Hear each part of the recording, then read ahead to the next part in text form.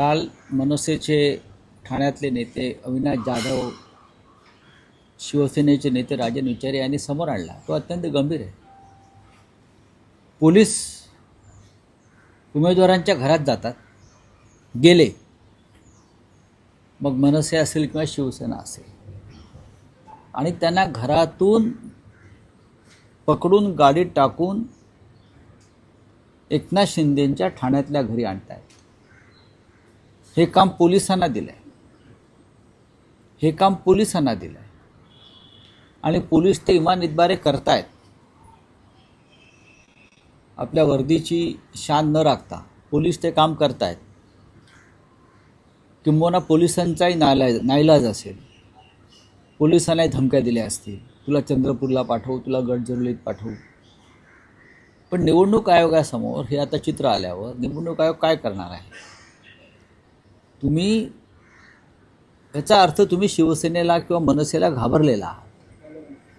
तुमच्यासमोर ते लढायला नको आहे. तुम्ही मशाल असेल, इंजिन असेल याची भीती घेतलेली आहे. तुम्ही लढा ना आमच्यासमोर. तुम्ही लढायला काहीच हरकत नाही, आम्ही लढायला तयार आहोत. खरं म्हणजे तुम्ही आमचं चिन्ह चोरलेलं आहे, पक्ष चोरलेला आहे, तरी आम्ही तुमच्याशी लढतो आहोत. एकनाथ शिंदे यांच्यामध्ये हिंमत आणि मर्दानगी असेल तर ते असे उद्योग करणार नाही. पण त्याने आयुष्यभर असेच पाठीमागून खंजीर खुपसण्याचे उद्योग केलेले आहेत. ठाण्यामध्ये जो प्रकार घडला किंवा घडतायत, घडवले गेले,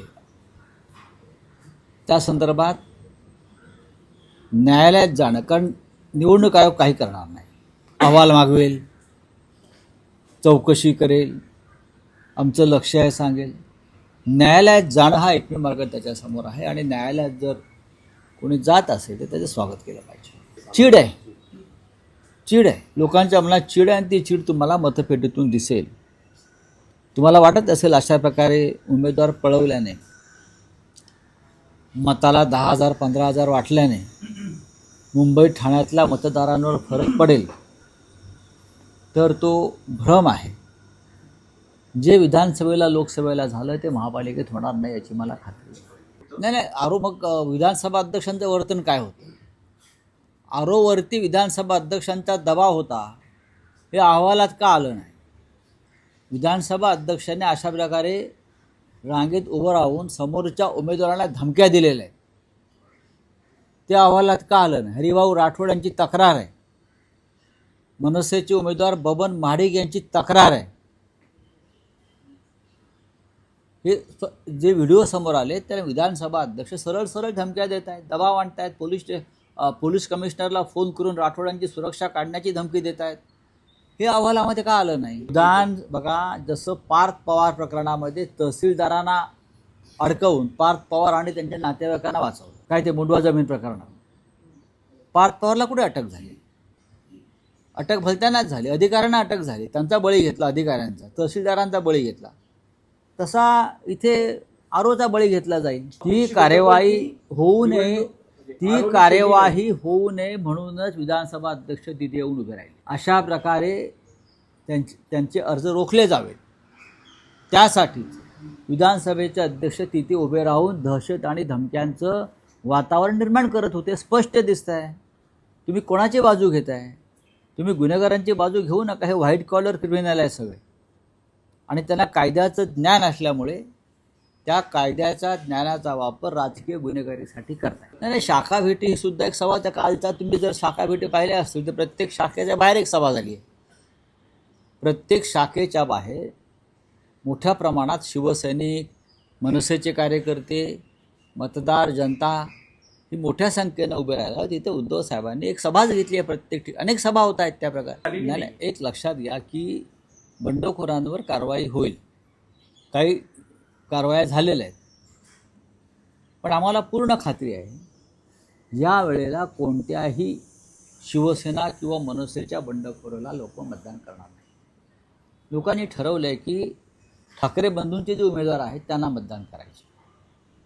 मतदार गद्दारी करणार नाही. जरी काही बंडखोरांनी स्वतःला बंडखोर समजून घेतलं असं तरी ते गद्दार. निष्ठा वगैरे बघा, अनेकदा राजकारणामध्ये किंवा निवडणुकीच्या राजकारणामध्ये अशा घडामोडी घडतात की एकापेक्षा जास्त उमेदवार असले आणि ते त्याच मेरिटचे असले तर उमेदवार एकालाच मिळतो. याचा अर्थ ते 3 उमेदवार उरलेले 4 उमेदवार हे कमी क्षमतेचे आहेत असं होत नाही, पण उमेदवार एकाला मिळतो. तसं झालं आहे. पण तुम्ही अशा वेळेला पक्षाबरोबर राहणं या संकट काळात याआधी राहिलेला आहात. नाही, एकच सभा होईल शिवतीर्थावर. इतर सभांना शक्ती लावण्यापेक्षा कार्यकर्ते प्रचारात गुंतलेले असतात. ही निवडणूक वेगळ्या प्रकारच्या लोकांपर्यंत पोहोचणं गरजेचं आहे. त्याच्यामुळे माननीय उद्धवजी आणि माननीय रावसाहेब यांनी कालही शिवसेना भवनात त्यावर चर्चा केली आणि त्यानंतर या निर्णयापर्यंत आम्ही आलो की एकच सभा दणदणीत ही शिवतीर्थावरच घ्यावी, ते योग्य ठरेल. मुंबईबाहेर ठाण्यात एक सभा होईल, कल्याण डोंबिवलीमध्ये संदर्भात चर्चा सुरू आहे, नाशिकला होईल, संभाजीनगरला स्वतः उद्धवजी करतील, नाशिकला संयुक्त सभा होईल. बाळासाहेबांची भीती ही देवेंद्र फडणवीस, एकनाथ शिंदे यांच्या मनामध्ये जी बसलेली आहे, ते भले काही बोलत असतील हो, हिंदू हृदय सम्राटांचा विचार आचार, पण मुळात तुम्ही त्यांची जी भीती मनात तुमच्या आहे त्यातून हे तुम्ही बाळासाहेब ठाकरे यांचं बघा. बाळासाहेब ठाकरे हे राष्ट्रपुरुष आहेत. ते आता काही एका राजकीय पक्षाचे नेते राहिलेले नाहीत ना. त्यांना तुम्ही राष्ट्रपुरुषाचा दर्जा दिल्यावर तुम्ही गांधींचा पुतळा झाकलाय का? मग मुंबईमध्ये अटल बिहारी वाजपेयींचे पुतळे आहेत, झाका ना. मुंबईमध्ये अटलजींचे अनेक त्यांच्या नावानं संस्था आहेत आणि त्यांचे पुतळे आहेत काही ठिकाणी. मग तुम्ही त्यांचे पुतळे का नाही झाकलेत अटलजींचे, आणि फक्त बाळासाहेब ठाकरेंचाच पुतळा का कव्हर केला किंवा झाकला? याचं उत्तर कोण देणार?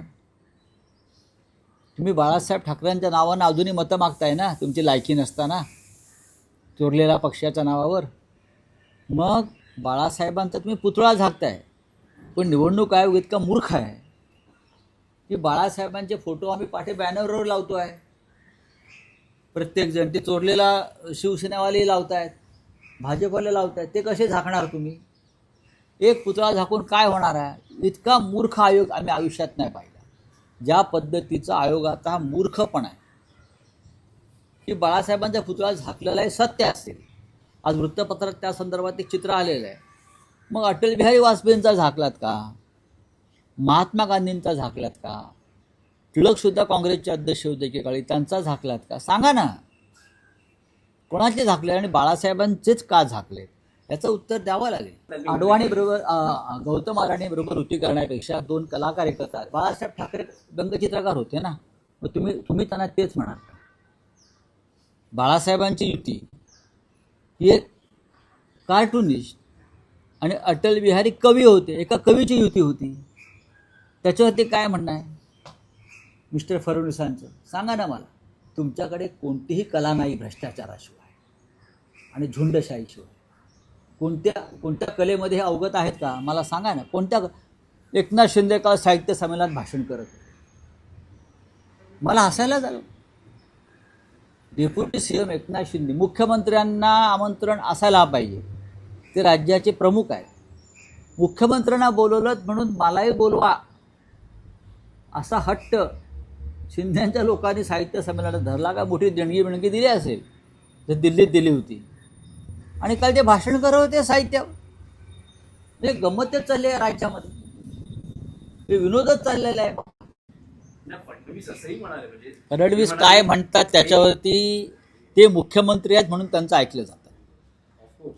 ते या राज्याचे सन्माननीय मुख्यमंत्री आहेत म्हणून आम्ही त्यांचा ऐकतो, त्यांच्या बोलण्याचा विचार करतो गांभीर्यानं. ते जेव्हा मुख्यमंत्री नसतील तेव्हा त्यांचं कोणीच ऐकणार नाही, त्यांच्या पक्षात सुद्धा कोणी ऐकणार नाही. ते काही बोलतील. एक कार्टुनिस्ट कॅमेरामॅन व्हायला किती संघर्ष आणि अभ्यास करावा लागतो हे त्यांना कळणार नाही. ते वकील झाले पण वकिली केली का? करप्शनचा बादशाह कोण असेल तर भारतीय जनता पक्ष आहे. करप्शन काय लेवलला आहे त्यांच्या सरकारमध्ये, अजित पवारांनी सांगितलं की भाजपची भूक बकासुराची आहे. माझ्यावर 70,000 कोटीचा आरोप केला आणि मी त्यांच्याबरोबर पक्षात आहे, यापेक्षा भ्रष्टाचाराचा पुरावा काय भाजपला? स्वतः त्यांच्या डेप्युटी सीएमनी भ्रष्टाचाराचा पुरावा दिलेला आहे हो. हां, मुंबई विकली अडाणींना, हा भ्रष्टाचार नाही का? हा भ्रष्टाचार नाही? अख्खा देश अडाणीच्या घशात घातला, हा भ्रष्टाचार नाही? काय सांगतात मिस्टर देवेंद्र फडणवीस? मुख्यमंत्री आहात, मुख्यमंत्र्यासारखं वागा आणि बोला. असेल ना वाचन? आमची वाचन संस्कृती आहे ना, आम्ही सुशिक्षित लोक आहोत. तुमच्या पक्षातल्या लोकांना लिहिता वाचता येत नाही आणि साहित्य संमेलनात जाऊन भाषणं करताय. काय सांगताय तुम्ही? आहे ना, काय ते बोलतील ते आहे. पण तुम्ही वचननामा आमचा वाचलाय, किती ताकदीचा आहे तो फडणवीसांनी, म्हणून त्यांना बोलावं लागतं. तुमची ॲलर्जी कोणाला आहे? हे वंदे मातरमवर जेव्हा चर्चा झाली पार्लमेंटला, तेव्हा देशाने ऐकलं.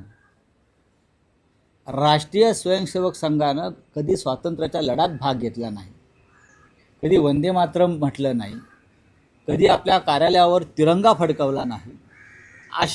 अशा संघाचे कार्यकर्ते आम्हाला वंदे मातरमवर सांगतायत, हे गंमत आहे. 50 वर्ष देशाच्या स्वातंत्र्यानंतर ज्या राष्ट्रीय स्वयंसेवक संघानं आपल्या कार्यालयावर राष्ट्रध्वज तिरंगा फडकवला नाही, ज्या राष्ट्रीय स्वयंसंघाचा एकही कार्यकर्ता देशाच्या स्वातंत्र्य लढ्यामध्ये कधी उतरला नाही, साधी कधी काठी लाठी खाल्ली नाही, कधी शहीद झाले नाहीत, आमच्या महाराष्ट्राच्या लढ्यामध्ये, संयुक्त महाराष्ट्र लढ्यामध्ये हे कधी नव्हते. आणि हे आम्हाला वंदे मातरमवर आता आम्हाला प्रवचनं देत आहेत, ज्ञान देत आहेत. शुद्ध पाणी नाही या राज्यामध्ये, पोटभर अन्न नाही मोदींच्या राज्यामध्ये, स्वच्छ पाणी नाही, हवा नाही, काही नाही. आणि तरी म्हणतात सगळं काही एकदम छान आहे, मस्त आहे. चला, थँक्यू.